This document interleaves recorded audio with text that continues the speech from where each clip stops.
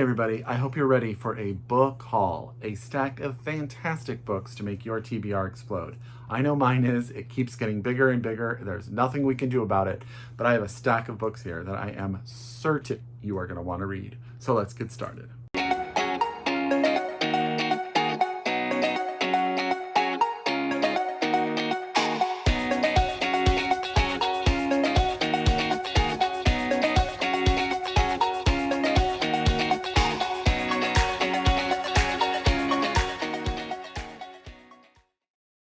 Hi everybody and welcome back to my channel. It's Russell with Ink and Paper Blog. How are you all doing today? As always, I hope you're happy, I hope you're healthy, I hope you're safe, and of course I hope you're reading an amazing book or two or three or four.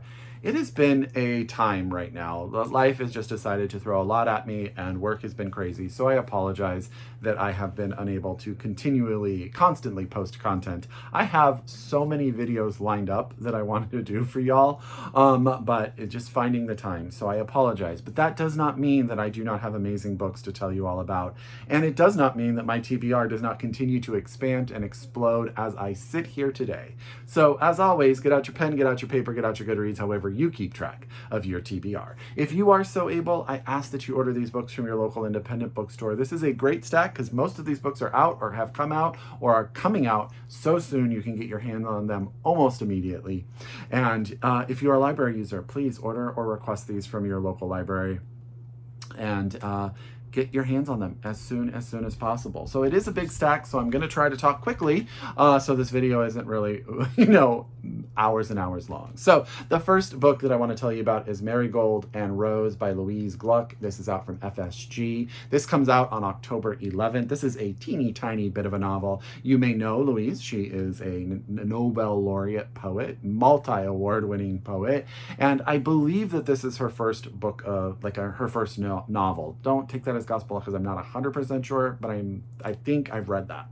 And this is the story of two twin girls, Marigold and Rose, and really just their life, like a sort of a review of their times with their families, their mothers, their father, their grandparents. It goes from bath time to bedtime to books to language. It really just jumps between all of these ideas and that constitute these families and these relationships. I think what really is the star of this tiny little book is the language. Louise Gluck is amazing at creating and formulating sentences and visual imagery with her words.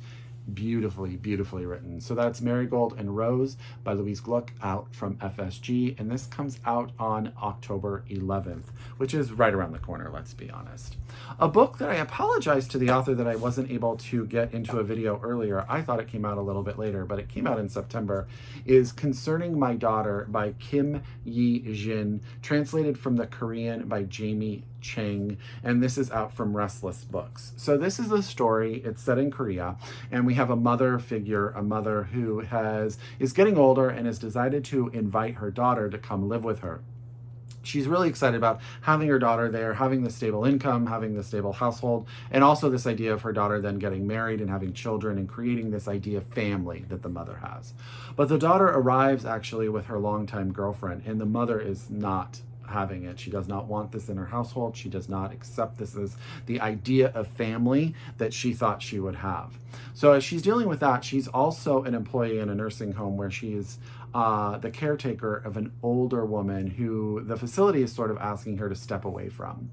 And this older woman was I think she was a journalist, and she never got married. She never had children. So she's sort of in this nursing home alone. And the mother starts to sort of take issue with this idea of just allowing this person to die in loneliness. And as she sort of is tackling that idea, she starts to tackle this idea of the consequences of making choices that are outside the norm and how society sort of looks at you. And that sort of maybe takes into perspective everything that's going on in her life. So that's Concerning My Daughter by Kim Hye-jin. This is, again, translated from the Korean by Jamie Chang, and this is out from Restless Books. Okay. I saw this book in the bookstore and I was totally charmed just by the idea of it. So I had asked Kensington Books if they could send me a copy of The Secret Life of Albert Entwistle by Matt Cain. So this came out in June. You can get your hands on it. And I feel like if you were a fan of those feel-good books like A Man Called Ove, or what is it, The Pilgrimage of Harold Fry, or those books about people who decide to make changes later in life to live their life to the fullest, if that makes sense. Okay, so this is the story of Albert. Albert is a mail carrier. He has been a mail carrier his whole entire life. And on the verge of his 65th birthday, he receives a letter from the Royal Mail. What do they call it? The Royal Mail. Telling him his services are no longer needed. And he doesn't know what to do. The mail carrying has been his life. And he doesn't really have friends. He doesn't really have family. He doesn't really have hobbies even. And he makes a decision that he is not going to sort of sit in loneliness. And what he's going to do is track down George, a man that he was in love with decades and decades ago, and see what happens there. And it becomes a journey. And I think I think we're gonna cry. I think we're gonna feel all warm and fuzzy. I think we're gonna, feel sad and all of that. But I think in the end, Albert's gonna hopefully get what he needs to live the life that he wants to live. It's never too late to make those decisions and change your life. So that's The Secret Life of Albert Entwistle, and this is by Matt Cain, out from Kensington Books, and you can get your hands on it right now. The next 3 books that I'm going to tell you about are actually all paperback releases of novels that have already come out. The first is Little Eyes by Samantha Schweblin. This is translated by Megan McDowell, I think. Am I getting her first name? Megan McDowell. I think Megan translates all of Samantha's books. You know how your brain just automatically makes a word something that you're used to saying? Samantha Schweblin. This is Little Eyes, and I'm going to actually have to rely on the back of the book because if you've read any of Schweblin's books, you'll know she definitely takes us on a journey. So it says, they've infiltrated homes in Hong Kong, shops in Vancouver, the streets of Sierra Leone. They're everywhere. But how can a person living in Berlin walk freely through the living room of someone in Sydney's home? How can someone in Bangkok have breakfast with your children in Buenos Aires without you knowing? The characters in Schweblin's Little Eyes reveal the beauty of connection between far-flung souls, while exposing the ugly side of our increasingly linked world. In this prophecy of a story, Schweblin creates a dark and complex world that's all the more harrowing from being so recognizable and familiar. I mean, has Schweblin ever put out a book that hasn't received fantastic reviews? And her newest book, I believe, is currently shortlisted for the National Book Award for Translated Fiction. And this is Little Eyes by Samantha Schweblin, translated by Megan McDowell. And this is the paperback copy out from Riverhead Books. You can get your hands on it as we speak. A book that I always meant to pick up when it was out. So when Vintage sent me this paperback copy, I was so thrilled. This is Harrow by Joy Williams. And Joy Williams is such an interesting author and person in general. But this is a dystopian novel. It's set in this landscape. There's been an environmental catastrophe. And it says, in a world which only man-made things have value, we have a young woman who is in boarding school and it is closing up. It's not going to exist any longer. And she goes home to find her mother, and her mother is missing.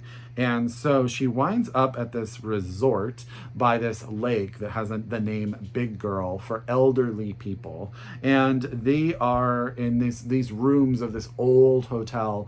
These people in this room are trying to find a way to attack corporations that they believe are culpable for the environmental disaster that they are all dealing with.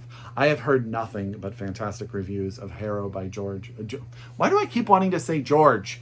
Harrow by Joy Williams, out from Vintage Books, and you can get your hands on it right now. Good thing is I don't believe Joy Williams has any form of social media, so I do not think that she will see that I kept wanting to say George there. The next book is Landslide by Susan Conley. This is also out from Vintage.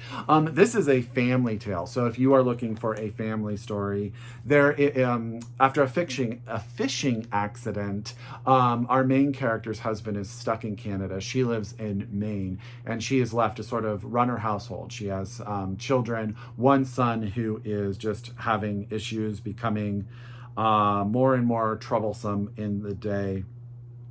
And her oldest is sort of preoccupied with this new girlfriend and doesn't really know what to do. There are money troubles, and Jill, who is the wife, starts to realize that maybe her marriage is not as stable as she once thought it would be. And then just things keep happening, disaster after disaster. And I think what it says here is Jill begins to think that it's not enough to be a caring wife and mother anymore, but how to protect this life she loves, this household, and this family. So that's Landslide by Susan Conley, out from Vintage, and you can get your hands on it right now. Okay. I feel like I've talked about Percival Everett a ton because I absolutely adored his last book, The Trees, and he has a new novel out, and that is Dr. No by Percival Everett. This is out from Graywolf Press. What I love about Percival Everett is all of his books are so different. So at the heart of this book is a mathematics professor that goes by the name Walla Kitu. Walla, he explains, means nothing in Tagalog, and Kitu is Swahili for nothing. He is an expert on nothing. That is to say, he is an expert and his area of study is nothing. This makes him the perfect partner for the aspiring villain John Sill, who wants to break into Fort Knox to steal, well, not gold bars, but a shoebox containing nothing. Once he controls nothing, he'll proceed with a dastardly plan to turn a Massachusetts town into nothing. I just feel like every time I read a Percival Everett book, it is a journey and a half. So I am very fascinated to figure out what this one's all about.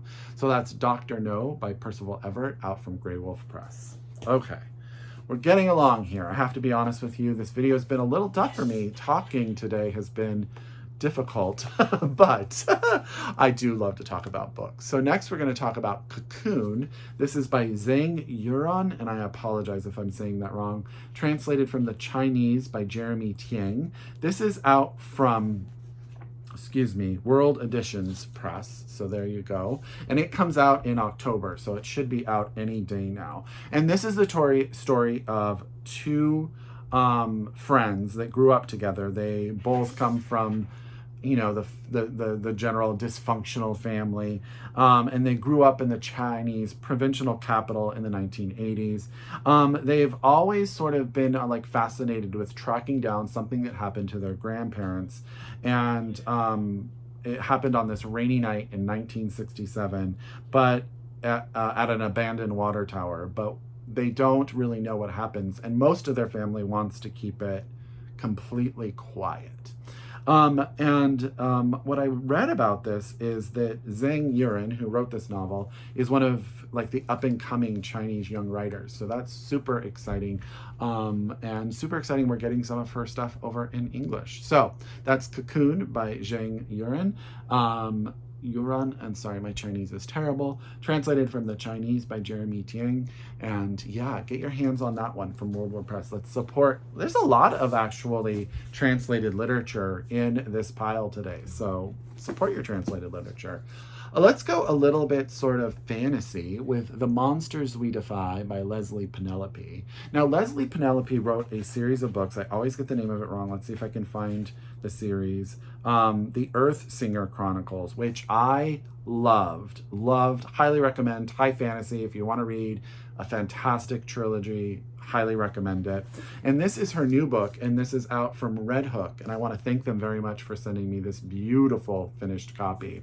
And so at the heart of this book is Clara Johnson. She can talk to the dead.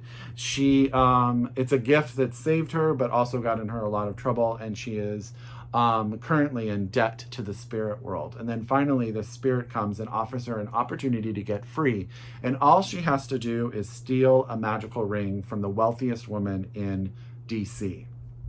And of course she's going to have her cohorts, that's not the word, her fellow members of her group that are going to help her do this. There's a jazz musician who can use music to hypnotize people, an actor who can change his face.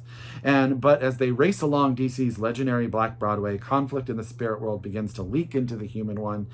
An insidious mystery is unfolding, one that could cost Clara her life and change the fate of an entire city. So this just arrived. I think it sounds so much fun and so fantastic, and I cannot wait to see what Leslye Penelope does next. So this is out from Redhook. Get your hands on it. Come on, take a moment. That cover is beautiful. Okay.